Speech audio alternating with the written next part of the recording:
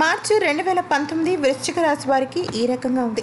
ముఖ్యంగా వృశ్చిక రాశి వారికి ఈ ఒక్క మార్చి మాసం అంతా బాగానే ఉందని అనిపిస్తుంది.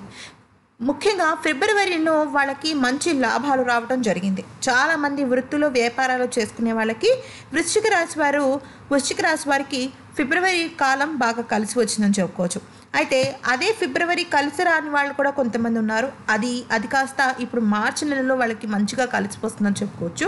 అయితే వాళ్ళు ఏ రకంగా అయితే మనకి డబ్బు సంపాదన మీద వాళ్ళ దృష్టి కేంద్రీకరిస్తారో ఆ వృశ్చిక రాశి వాళ్ళు డబ్బు విషయంలో వాళ్ళు కొద్దిగా జాగ్రత్త పడాలి. అంటే మీకు కనుక డబ్బులు వస్తున్న క్రమంలో మీ చుట్టూ ఉన్న వాళ్ళు కొద్దిగా అసూయపడే అవకాశం ఉంది, అలాగే ద్వేషించే అవకాశం ఉంది.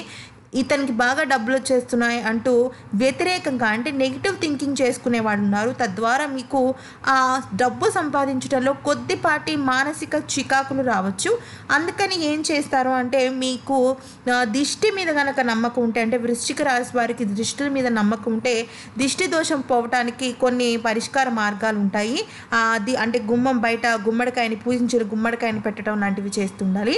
అంతేకాకుండా మీకున్న నెగిటివ్ ఎనర్జీ అంటే మీకున్న ఏదైనా చెడు లేకపోతే కీడు సంకేతిత దోషాలు పోవాలి అనుకుంటే వెంకటేశ్వర స్వామికి కానీ లక్ష్మీనారాయణకి కానీ 11 దీపాలు పెట్టి మీ చేత్తో మీరు ఏదైనా నైవేద్యం పెట్టడం కానీ, లేకపోతే పండు ఫలం కానీ స్వీట్స్ కానీ ఏదైనా సరే స్వామివారికి నైవేద్యం పెట్టి నిత్యం కూడా వెంకటేశ్వర స్వామిని ధ్యానిస్తూ ఉండటం వల్ల వృశ్చిక రాశి వారికి కలిసి వస్తుందని చెప్పుకోవచ్చు.